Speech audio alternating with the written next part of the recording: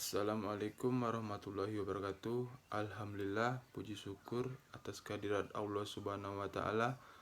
Shalawat beserta salam kita panjatkan kepada Nabi besar kita Muhammad sallallahu alaihi wasallam. Allahumma sholli ala sayyidina Muhammad wa ala ali sayyidina Muhammad.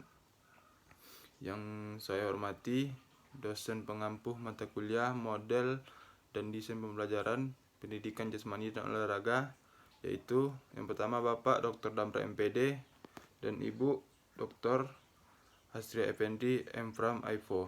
Baiklah, pada kesempatan kali ini saya Ariful Siregar akan mempresentasikan tugas keempat, yaitu mendesain model pembelajaran Morrison, Ross, and Kemp ke dalam PJOK.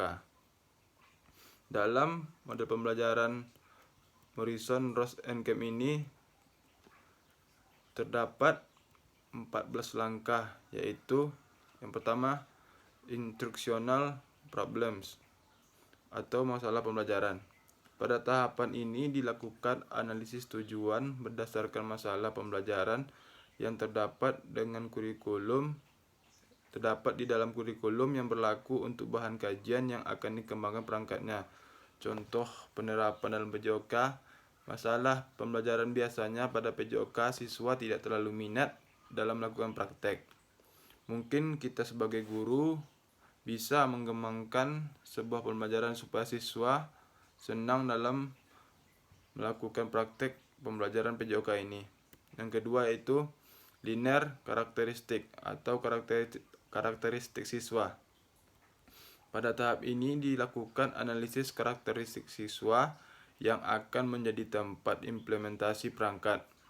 Karakteristik yang dimaksud meliputi ciri, kemampuan, dan pengalaman baik sebagai individu maupun sebagai kelompok. Sumber untuk memperoleh karakteristik siswa antara lain guru, kepala sekolah, atau dokumen yang relevan. Ciri pribadi misalnya umur, sikap, dan ketekunan terhadap pelajaran. Contoh dalam PJOK, dalam pembelajaran, guru harus bisa mengetahui karakteristik siswa karena itu sangat membantu guru dalam proses pembelajaran. Contoh, pada pembelajaran PJOK materi sepak bola yang dimana mungkin tidak semua siswa menyukai materi sepak bola ini, maka dari pengetahuan guru terhadap karakteristik siswa membuat guru bisa mengolah suatu pembelajaran agar siswa dapat menyukai pembelajaran sepak bola ini. Yang ketiga yaitu task analysis atau analisis tugas.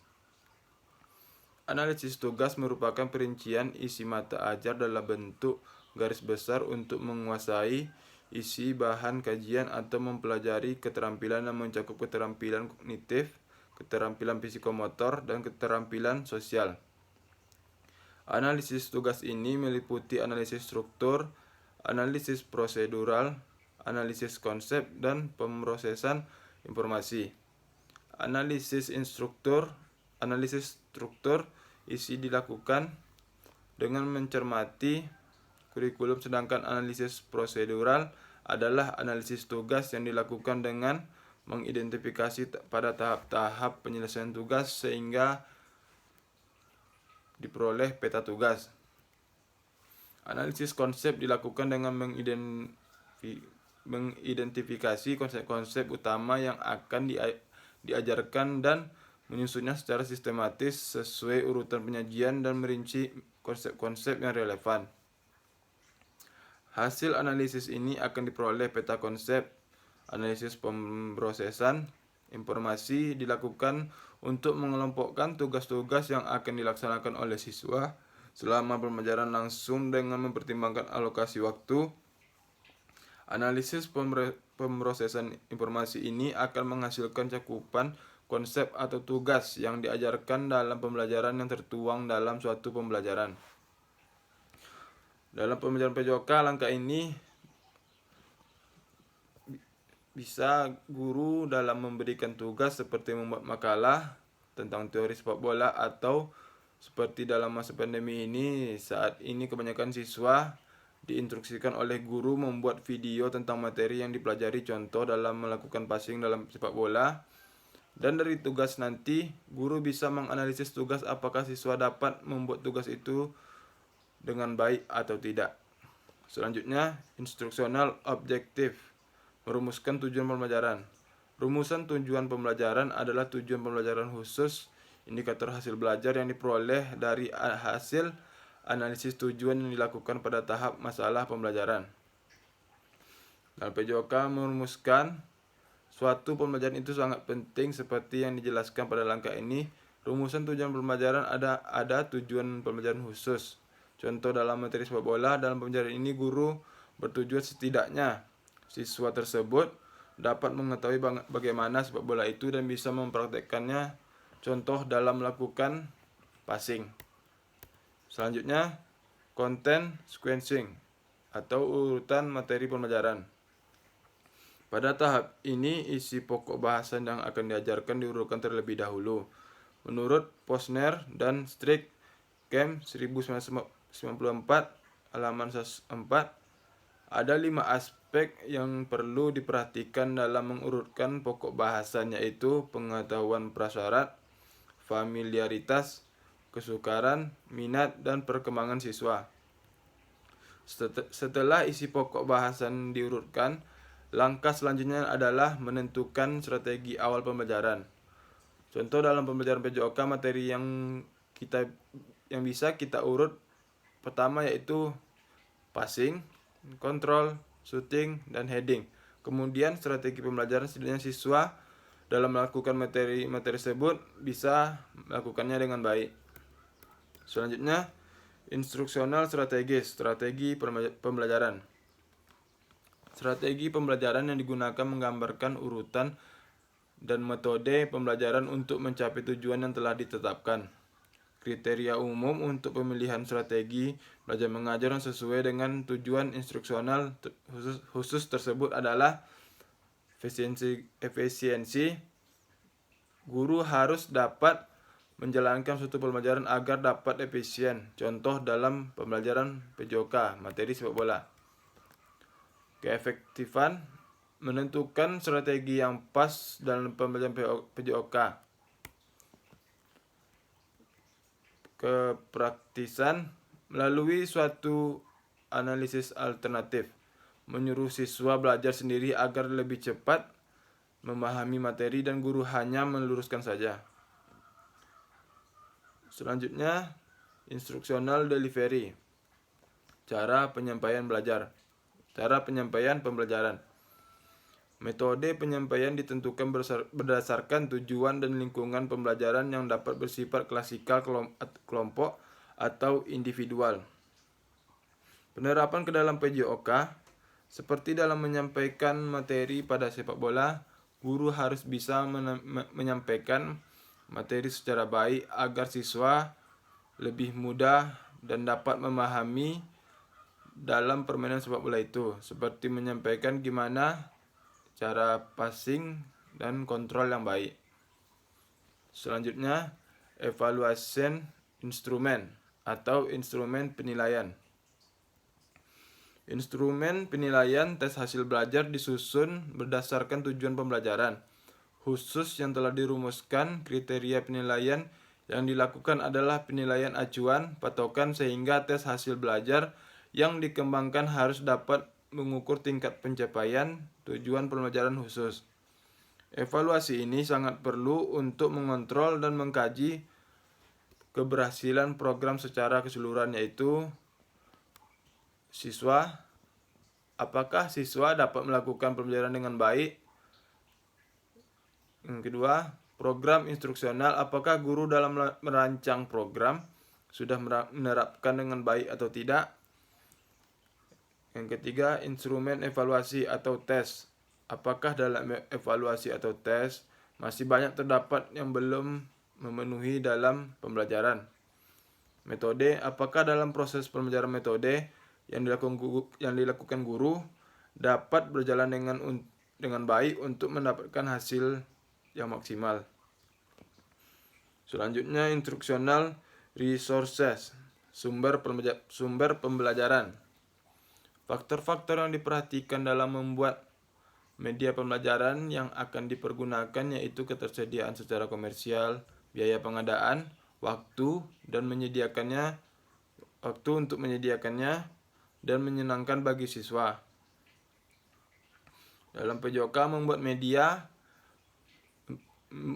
media pembelajaran dalam PJOK lebih cocok dalam membuat media pembelajaran dalam berbentuk video, karena lebih jelas oleh siswa bagaimana dalam melakukan materi dalam sepak bola, dan dalam media video ini tentu bisa menyenangkan bagi siswa karena langsung melihat bagaimana praktek tersebut. Selanjutnya revision atau revisi perangkat. Revisi perangkat pembelajaran dimaksudkan untuk mengevaluasi dan memperbaiki perangkat pembelajaran yang dikembangkan. Revisi perangkat dilakukan melalui tahap telaah oleh para pakar. Hasil simulasi pembelajaran, hasil uji coba 1 maupun hasil uji coba 2. Contoh dalam pembelajaran PJOK, materi sepak bola passing, guru membuat dalam satu semester 2 pertemuan. Tetapi dilihat dari hasil, siswa banyak tidak bisa melakukan passing tersebut. Kemudian bisa saja guru merevisi, membuat materi passing ini 4 pertemuan dalam satu semester untuk mendapatkan hasil yang lebih baik. Selanjutnya, formative evaluation, penilaian formatif. Penilaian formatif adalah penilaian yang dilakukan setiap selesai satu unit proses pembelajaran. Penilaian ini berguna untuk menemukan kelemahan dalam perencanaan pembelajaran sehingga berbagai kekurangan ini dapat dihindari sebelum program dipakai secara luas. Contoh dalam pembelajaran PJOK, dalam pembelajaran sepak bola yang dimana kita telah melakukan pembelajaran materi praktik yaitu passing, kemudian kita melakukan penilaian apakah nanti pada saat siswa melakukan passing ini masih terdapat kelemahan atau tidak. Karena pada penilaian formatif ini kita mencari kelemahan sebelum kita melakukan secara luas. Selanjutnya, planning, perencanaan, dan project management atau manajemen proyek. Aspek teknis perencanaan sangat mempengaruhi keberhasilan. Rancangan pengembangan merencanakan pembelajaran merupakan suatu proses yang rumit sehingga menuntut pengembang perangkat untuk selalu memperhatikan tiap-tiap unsur secara terus-menerus, menilai kembali hubungan setiap bagian rencana itu dengan tata keseluruhannya, karena setiap unsur dapat mempengaruhi perkembangan unsur yang lain pada proses pembelajaran. Selanjutnya, summative evaluation, penilaian sumatif.